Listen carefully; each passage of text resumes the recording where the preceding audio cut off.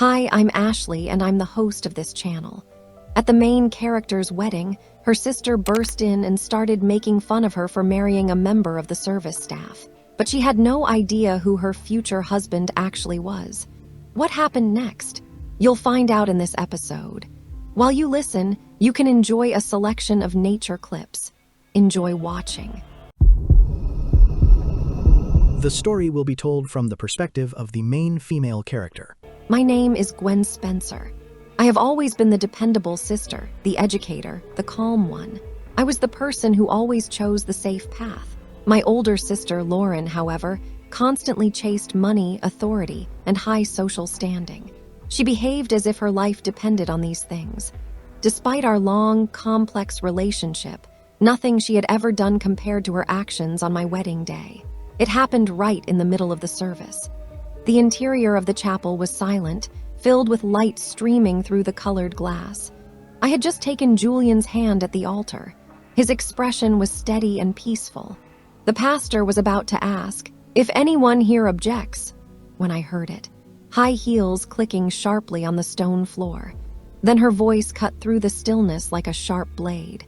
"This entire thing is ridiculous," Lauren yelled. She rose from her seat, surrounded by costly fabric and fake outrage. "Gwen, you are ruining your life. You are marrying a server, a waiter, for goodness sake." I felt the entire room pause. Hundreds of people turned their attention toward us. My mother lowered herself deeper into the pew. Someone cleared their throat awkwardly. Julian simply squeezed my hand.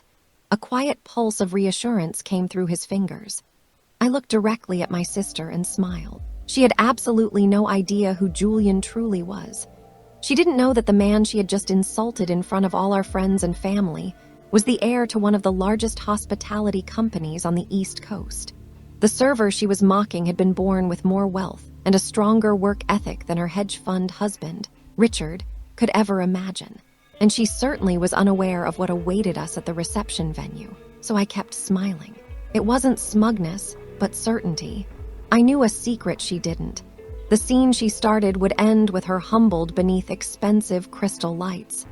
The man she insulted would show more compassion than she had ever displayed. Let her scream. This confrontation was not the main event. The true moment of truth was still ahead, and it would change everything between us. Lauren and I did not start out this way. We grew up in a small town in Ohio. We used to share our bedroom, secrets, and even our future dreams. But somewhere along the line, our paths diverged. Perhaps it started when she went to Georgetown and I stayed closer to home to attend Northwestern. Her life quickly became focused on lavish galas and weekend trips on yachts. Mine settled into teaching and developing curriculum. When she married Richard, a hedge fund manager who was 4 years older, our entire family acted like royalty had entered our lives. I still recall my father saying in a low voice, "She did it. She escaped." And there I stood in the corner. I was a newly graduated English major, dealing with student loans and a teaching job that paid $42,000 a year. This was where the tension truly began. Lauren started viewing me as a pitiful project wearing practical shoes. Over the years, her judgments grew harsher. Every time we met, she made passive-aggressive comments. They were always hidden behind layers of politeness. "Still driving that old Camry?" she might say. Or, "I admire your simple lifestyle, it's so grounding." I never fought back, not even once. I simply smiled, drank my plain water, and changed the topic. But things escalated after I told her about Julian. Julian Hawthorne was the manager of a pleasant Italian place called Luigi's Bistro near Philadelphia when we first met. He was cleaning tables, greeting regular patrons by name, and working seamlessly. He quickly brought me extra napkins when I spilled my soda. We talked for 2 hours after my dinner. By the second date, I knew he was the one I wanted to spend my life building a future with. When I told my sister about him, she laughed. It wasn't a kind laugh. It was the sound that showed how profoundly disappointed she was. "You are dating a server, Gwen. With your degree, with our family name," she questioned. "He is more than that," I replied. "Oh, I am sure," she said, taking a sip of wine. "I bet he is very serious about pasta." That was typical Lauren. Everything was measured strictly by money, academic prestige, and designer items. What she failed to realize, and what Julian and I agreed to keep private, was that he wasn't merely a restaurant manager. He was a Hawthorne. He was the only son of the late Marcus Hawthorne, the founder of Hawthorne Hospitality Group. This group controlled a network of upscale restaurants, boutique hotels, and exclusive dining clubs along the eastern seaboard.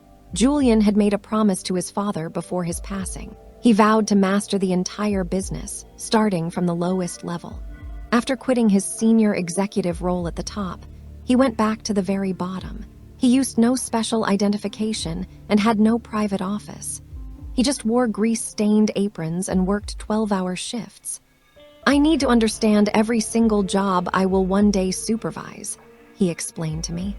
"The moment I forget what it feels like to mop the floor is the moment I forfeit the right to lead." I loved that about him. It wasn't just his guiding principle, but how he chose to live it out daily. We didn't tell anyone our secret, not my family, and especially not my mother. Bless her heart, she was too kind to pry, but she always looked confused about how we could afford dinner at places requiring valet parking. Julian summed it up best. "Let them make their judgments. The surprise reveal will make everything that much better." Our wedding planning focused on reflecting who we were as a couple. It was small, significant, and deeply personal.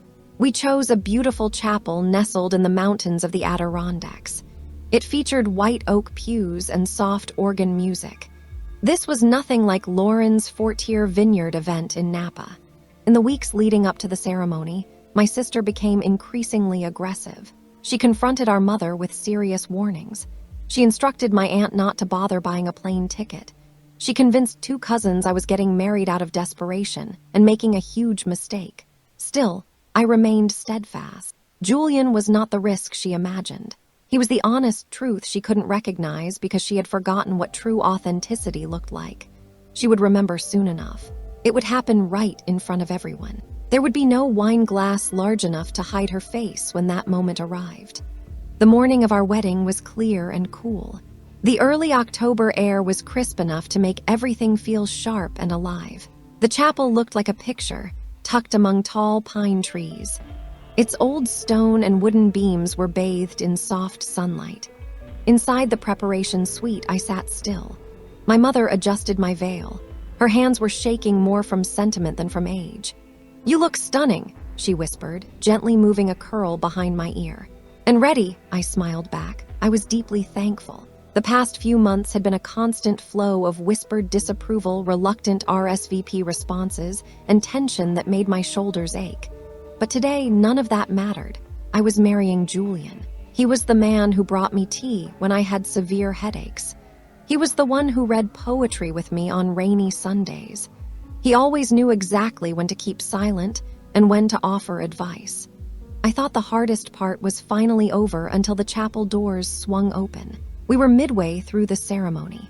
Julian and I had just finished exchanging our vows. Our hands were tightly held. The pastor then addressed the congregation with the standard phrase, "If anyone here objects to this union, speak now or forever hold your peace." There was a moment of absolute stillness. Then, click, click, click. The sound of high heels was unmistakable, purposeful. Lauren stood up from her seat. She moved with the calculated composure of someone stepping onto a stage she believed she owned. "This is completely insane," she declared. Her voice echoed throughout the chapel like a siren. "Gwen, you are making a massive error. You are throwing your entire life away." The pastor froze instantly. Murmurs traveled through the rows of guests. Julian's hand didn't flinch in mine, but I could feel the muscles in his fingers tighten. Lauren's dress was deep navy silk, impeccably tailored. Her lipstick was flawless. Her expression was one of manufactured outrage. It was clearly rehearsed. "You are marrying a waiter, Gwen," she snapped. "Have you completely lost your mind? You graduated at the top of your class. You had so many opportunities, and this is what you choose." I looked straight back at her, remaining calm. My father tried to quiet her from the front row. "Lauren, that is enough." But she kept pushing forward. Her heels sounded like a judge's gavel on the stone aisle. "Don't come crying to me later when you are stuck clipping coupons in a small apartment above a cheap pizza place." I did not reply. Julian didn't either. He just glanced at me with his usual patient demeanor. His eyes held a playful spark that only I understood. "Should we let her in on the secret?" he mouthed playfully. I gave a tiny head shake. Not yet. Lauren threw her hands up in frustration and spun around. She marched out of the chapel like a banished queen. Her exit was concluded by the loud closing of the heavy oak doors behind her. The silence remaining was so heavy you could hear every person breathing. The pastor cleared his throat lightly. "Shall we proceed?" I turned to Julian. My voice was calm and steady. "Yes," I confirmed. "Please." The rest of the ceremony felt sacred. The atmosphere felt much lighter without my sister's presence. Our vows meant more. The applause felt genuinely warmer. As we walked back down the aisle, holding hands, there was an electric energy in the air. Everyone seemed to know they had just witnessed the beginning of something much more dramatic than they had anticipated. Outside, the sky was much brighter. Our guests tossed dried lavender and looked visibly relieved. Julian helped me get into a clean, vintage Rolls-Royce that had parked next to the chapel entrance. The leather inside felt expensive and soft, and the motor ran very quietly underneath us. "Quite a nice rental car," I joked. He smiled broadly. "It's from my personal stock." I laughed, then rested my head against his shoulder. "Do you think my sister will show up?" I asked. "Oh, she will definitely show," he answered confidently. Lauren would never skip a chance to criticize our floral arrangements and complain about the dessert selection. She probably assumes we are serving small cakes and cheap wine in a box. I looked out the window. The trees flew past, their autumn colors burning bright like fire. She still has no clue what is about to happen. Julian kissed my temple gently. "She will know very soon." With that, we drove toward the second part of the day. The truth, much like the finest wine, had been aging quietly, waiting to be revealed. The Hawthorne Manor sat on a high, quiet hill overlooking the water. Its limestone exterior was glowing like gold in the late afternoon sun. Most people in the Philadelphia area recognized the name. Very few people had ever actually been inside. This was not the kind of place you could book easily online. You needed an invitation to get in, if you were lucky. That afternoon, the entire place was shut down for the public. It was reserved entirely for our wedding reception. When our car pulled up to the entrance, I could see guests exiting shuttle buses. Their faces registered surprise, then outright shock. I heard one person behind us quietly ask, "Wait, is this the Hawthorne Manor? How did they manage this?" Julian helped me out of the car. His hands felt firm against my back. He wore the same calm smile he always did, but I knew better. His eyes were sparkling with anticipation. He had waited years for this specific moment. He wasn't waiting to show off. He wanted to reveal who he truly was. This wasn't just for my family, but for everyone who had ever underestimated the power of true humility. The uniformed doorman bowed and opened the large glass doors. Inside, the air was cool. It smelled of citrus and rosemary. Crystal light fixtures shone brightly above, their light reflecting off the smooth marble floors. Servers wearing white gloves moved silently among the guests. They carried champagne flutes and small appetizers arranged like artwork. The impact was immediate. People slowed their pace. Conversations quieted into low murmurs. This was more than just nice. It was exclusive and high-end. Too exclusive for someone like me, they were likely thinking, and far too grand for a waiter. Then my sister arrived. She was 20 minutes late as usual. Her high heels clicked across the floor with her typical practiced elegance, then she suddenly stopped. I watched her from across the room as she looked around. Her eyebrows drew together tightly. "This has to be wrong," she said loudly, making sure nearby guests heard. "They don't host weddings here." She walked quickly toward me with a strange, forced smile. "Gwen, sweetie, where exactly are we? Did someone pull a huge favor for you?" Before I could answer, a smooth voice from behind me spoke. "No favors needed, just family." Julian stepped right beside me. He was completely relaxed and in command. My sister blinked at him. "Julian, I thought you worked over at Luigi's Bistro." "I did," he replied. "I still stop by sometimes. Great kitchen, I learned a lot there. But this place," she stammered, looking around. "This is the Hawthorne Manor, and I am a Hawthorne," he responded gently. She didn't immediately grasp it. It took several seconds, then she frowned. "Hawthorne, like Hawthorne Hospitality Group." An entirely new voice cut in before Julian could reply. "Julian." Heads turned quickly. An elderly man in a crisp navy suit walked toward us. His cane tapped softly on the floor. His silver hair was neatly combed. His presence immediately silenced the entire room. It felt like gravity was centered around him. "Grandfather," Julian said, smiling warmly. George Hawthorne gave Julian a firm hug, then turned to me and kissed my cheek. "So, this is the young woman who finally persuaded my grandson to stop hiding in restaurant kitchens." He looked at my sister last. "And you must be the sister. I heard you caused quite a scene at the church." My sister flushed deeply. I didn't realize," she stuttered.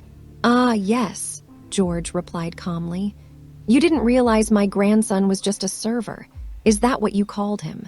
A champagne glass slipped right through my sister's fingers and shattered on the marble floor. Nobody moved to assist her. No one even flinched. Every pair of eyes in the room was fixed on her. The people who had heard her loud complaints just a few hours earlier were now watching the truth become crystal clear.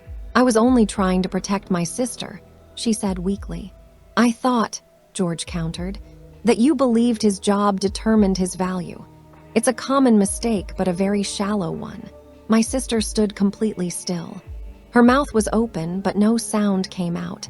Then Julian did something totally unexpected. He reached out his hand to her. "Stay," he said softly. "Enjoy the party tonight. There is room for everyone here if they are willing to truly see people for who they are, not just what they do." Gasps and quiet murmurs fluttered around us like leaves. Lauren looked at him, completely astonished. "After everything I said," he nodded gracefully. "Exactly. I didn't need to say anything at all." I simply slipped my arm through Julian's and smiled. My sister hesitated for a moment, then she finally nodded. I would like that," she whispered, barely audible. George cleared his throat loudly. "Then perhaps we can move past all the drama and let these two enjoy their first dance." As Julian led me toward the center of the ballroom, the music started to swell. I looked quickly over my shoulder. I caught sight of my sister standing by herself. Her eyes looked watery and her posture was humbled. She was watching a truth she had never expected to witness. This was more than just a revelation. It was a moment of true reckoning, and it had only just begun.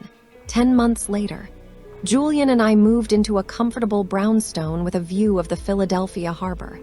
Despite his wealth, we chose to live intentionally and quietly. I continued teaching. He spent his days visiting various Hawthorne properties, talking to the head chefs, advising new staff, and meeting with suppliers. It wasn't flashy work, but it was genuine, and it felt like hours. Meanwhile, my sister went silent for a while. Then, right on cue, she reappeared. This time it wasn't with a sharp criticism or a photo from St. Bart's. She arrived at our doorstep at 11:40 p.m. on a stormy Thursday night. She was soaking wet, covered in mascara and expensive, drenched silk. "They are taking everything," she whispered. Her voice was unrecognizable. "The house, the car. Richard is facing a federal investigation, insider trading, fraud.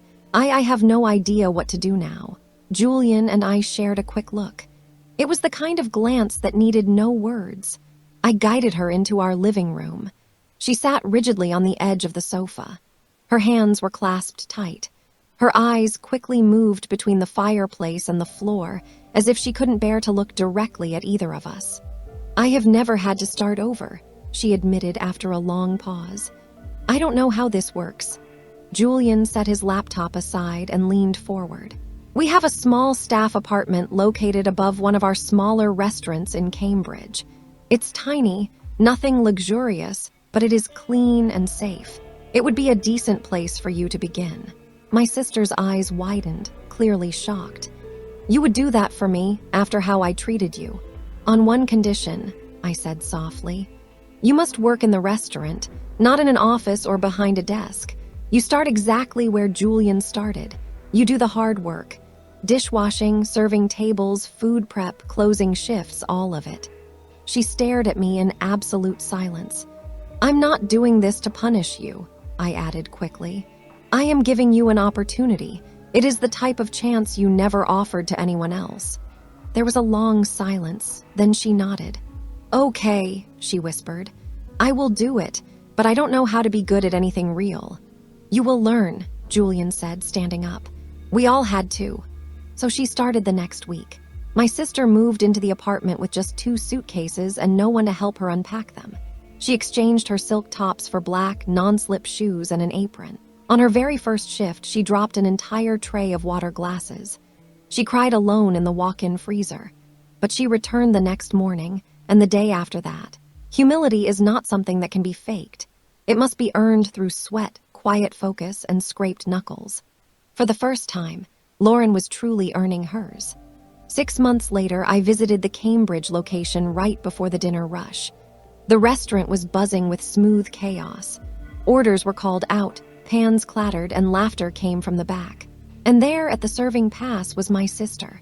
Her hair was pulled into a tight bun. Sleeves were rolled up past her elbows. No jewelry, no makeup gloss, just focus. She was calling out orders with clear confidence, balancing full plates easily. She moved like someone who finally grasped the rhythm of honest work. She has earned their respect, Julian said next to me, nodding toward the kitchen staff. The team trusts her. They know she isn't pretending. After her shift, we sat her down at a private corner booth. How would you feel about managing this location? Julian asked casually. My sister froze, eyes wide. Me, you would trust me with that responsibility. You've earned it, I confirmed. You showed up every single day. Not once did you act like a victim. You mastered the entire operation from the inside out. She swallowed hard. I never thought I would say this, but I genuinely love this job. I love earning something this way. Tears filled her eyes. I used to think success meant being envied, she whispered. Now I know it means being respected for your character, not for what you wear. At the following family gathering, she wore her simple hawthorn uniform like a badge of honor. Not to impress anyone, but to stand tall and confident. This time, nobody laughed at her. She wasn't the punchline anymore. She was proof that people can change, if only they are willing to get their hands dirty and open their hearts. That was the most beautiful success of all.